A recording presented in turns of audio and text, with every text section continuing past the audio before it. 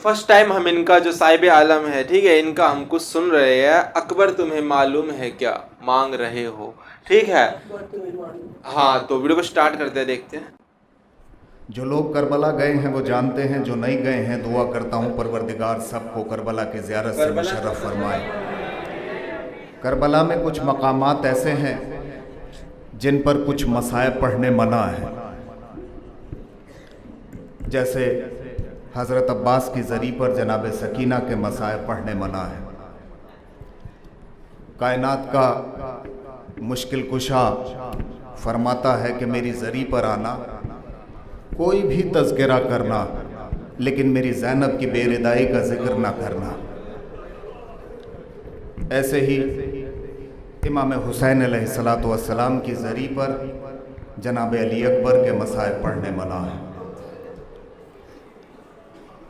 पुराने वक्त में किसी मुज्तहिद ने जनाब इमाम हुसैन की ज़री के नज़दीक जनाब अली अकबर के मसाइब पढ़ने शुरू करे।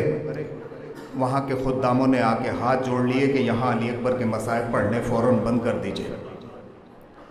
मुज्तहिद ने पूछा, क्या मेरे मुंह से कोई गलत बात निकल गई जो इस तरह से मुझे मसाइब पढ़ने से रोक रहे हो? कहा नहीं, आपके मुंह से कोई गलत बात नहीं निकली। जैसे ही आपने कहा कि अली अकबर के सीने पे बर्छी का फल लगा, उधर हुसैन की ज़री से खून निकलना शुरू हो गया। ये हुसैन की ज़री से निकलने वाला खून कायनात को अपने अंदर न समेट ले, फ़ौरन यहाँ अली अकबर के मसाइब पढ़ने बंद कर दीजिए। ऐसे ही एक जाकिर जनाब अली अकबर के मसाइब पढ़ के घर पहुँचा। आधी रात को किसी ने दरवाज़ा खटखटाया। दरवाज़ा खोला, देखा एक नकाब पोश मुअज़्ज़मा दरवाजे पे खड़ी है। फरमाया, बीबी अंदर तशरीफ़ लाइए। बीबी अंदर आ गई। कहा, बीबी आप कौन, कैसे आना हुआ आधी रात में? कहा, पहले ये बता हुसैन की ज़री पर मसाइब किसके पढ़ के आया है? कहा, बीबी आप अपना तारुफ तो कराएं। कहा नहीं, पहले ये बता कि आज हुसैन की ज़री पे मसाइब किसके पढ़ के आया है? कहा, बीबी मैं तो अली अकबर के मसाइब पढ़ के आया हूँ। कहा, तू तो मसाइब पढ़ के यहाँ आ गया, वहाँ जाके देख मेरा हुसैन तब से मरगत में तड़प रहा है। मैं जन्नतुल बकी छोड़ के आ गई, अली नजफ से आ गए, बाबा मदीने से आ गए। मेरा हुसैन सबसे गले लग के एक ही बात कहता है, अम्मा मेरा 18 साल का अली अकबर।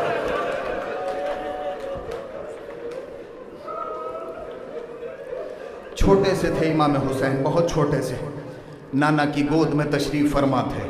नाना ने एक बार की सवाल कर लिया, बेटा ये बताओ कायनात में अल्लाह की सबसे बड़ी नेमत क्या है? हुसैन फरमाते हैं, नाना अल्लाह किसी को एक खूबसूरत बेटा इनायत करे, ये अल्लाह की सबसे बड़ी नेमत क्या है?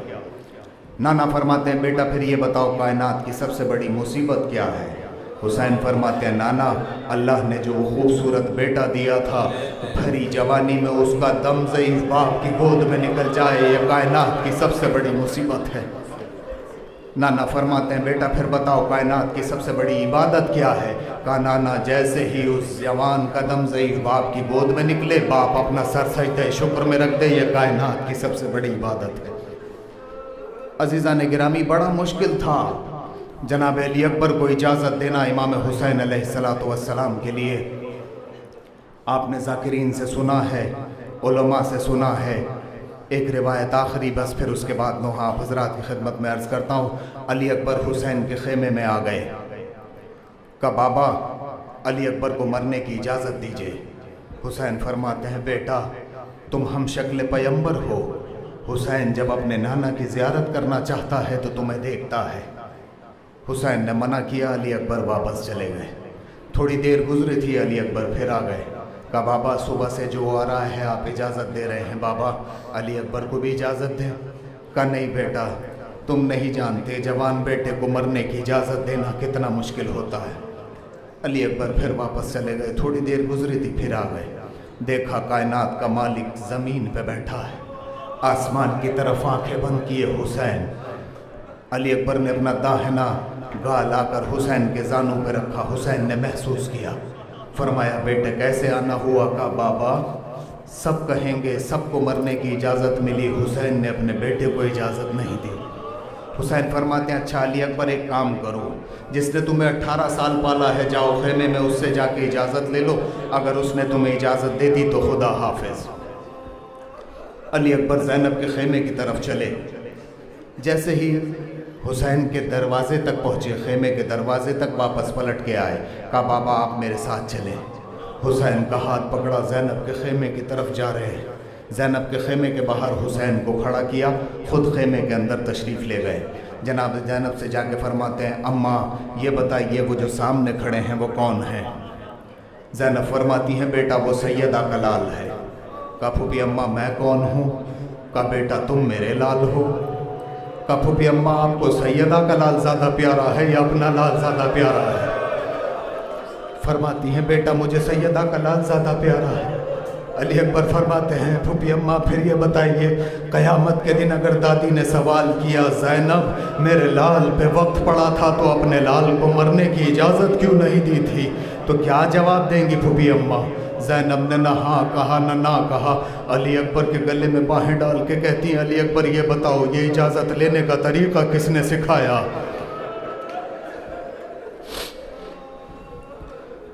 अकबर तुम्हें मालूम है क्या मांग रहे हो?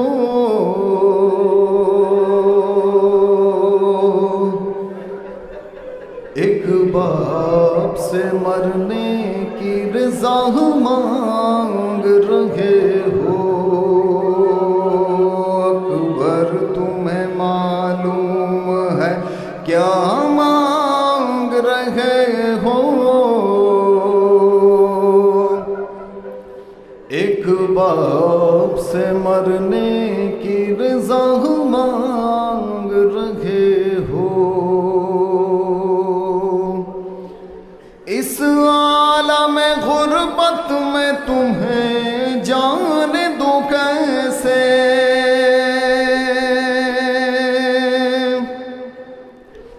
इस वक्त क़यामत में तुम्हें जाने दूं कैसे?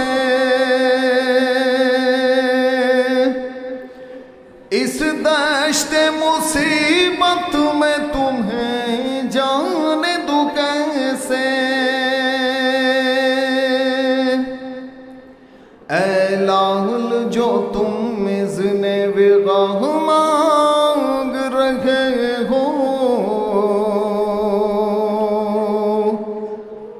एक बाप से मरने की रज़ा मांग रहे हो। अकबर तुम्हें मालूम है क्या मांग?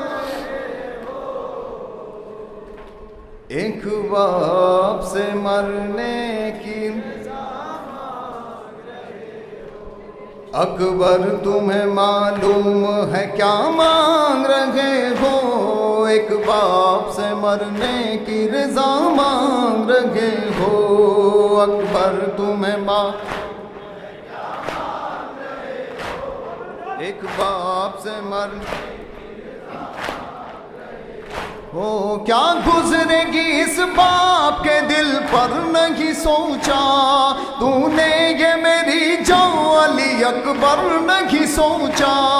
मर जाऊंगा मैं तुझसे बिछड़ कर नहीं सोचा? तुम मुझसे ज़ईफ़ी का आसा मांग रहे हो। एक बाप से मर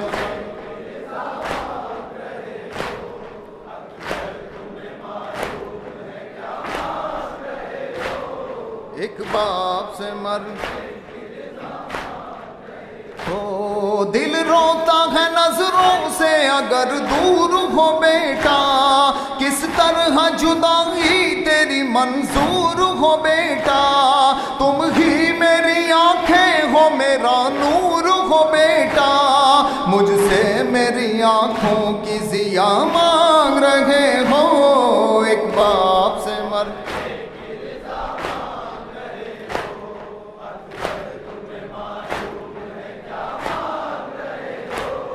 एक बाप से मर हो। दुनिया से गया जिस घड़ी महबूब खुदा का, नाना की जियारत को तड़ा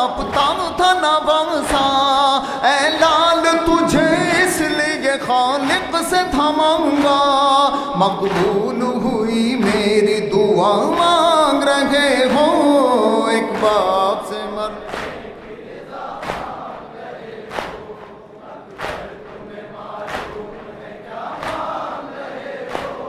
एक बाप से मर हो। एक रोज तुझे आन के मांगा था फूफी ने, 18 बरस नाज़ों से पाला था फूफी ने, बेटों से भी ज्यादा तुम्हें चाहा था फूफी ने। एहसान जो ज़ैनब ने किया मांग रहे हो। एक बाप से मर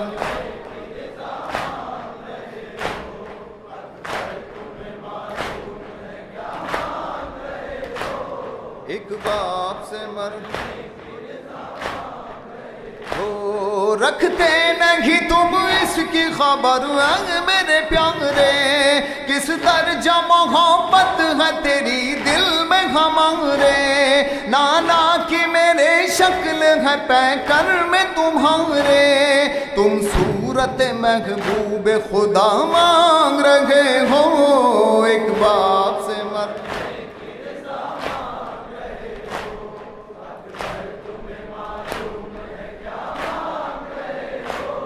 एक बाप से मर हो। सर तेरा भी जिस वक्त चढ़ेगा सर नेज़ा, होगा सर मैदान जुदा सर भी तुम्हारा। हम शक्ल पैगंबर का गला काटेंगे अंधा, गोया मेरे नाना का गला मांग रहे हो। एक बाप से मर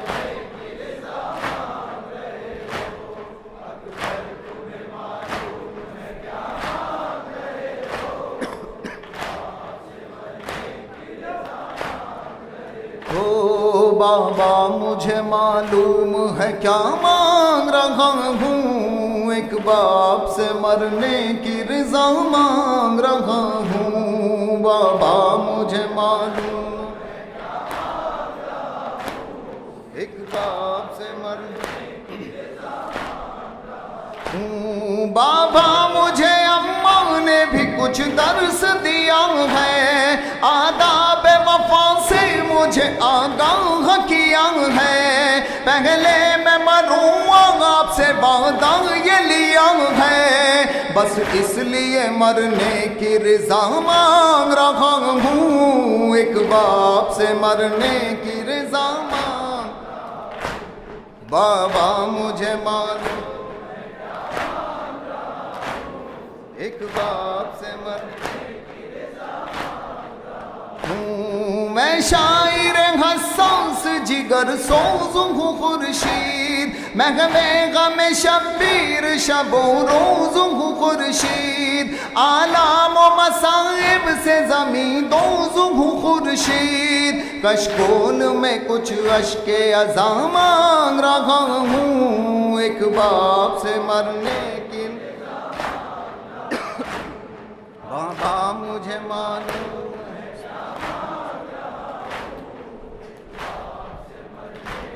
बर मोहम्मद वाले मोहम्मद सल्लल्लाहु। जहाँ करबला में ये सब हुआ था उस वक्त क्या मंजर रहा होगा। एक अकबर, एक बेटा अपनी माँ से, अपने बाप से मरने की मांग रहा, दुआ मरने की इजाज़त मांग रहा है। तो कोई अपने अपने बच्चे को कैसे इजाज़त देगा। कितना सीरियस है ये वर्ड, ये जिसने भी लिखे हैं, बोल है, और जो फिल्माया गया है, जो घटना वहाँ घटी थी, मतलब कुछ भी बताना बहुत वो है कि कैसे उनके पिता ने, कैसे उनकी माँ ने, वो कह रहे कि हमारे से ही मरने की इजाज़त मांग रहा है। कौन देगा। कि मैं भी जाऊंगा लड़ूंगा, तो हाँ यही है भाई मन। तो पता है वो लड़ाई मतलब जब लड़ाई होगी तो यही होगा ना। तो लड़ाई नहीं हुई थी ना, वो तो बस जा रहे थे, वो रास्ते में उनको घेर लिया था। लड़ाई भी नहीं बोलेगे उसको, तो घेर दुश्मनों ने घेर लिया था ना, तो उसके बाद तो फिर लड़ाई झगड़े ही हुए ना, तो तलवारें ही चली होंगी ना।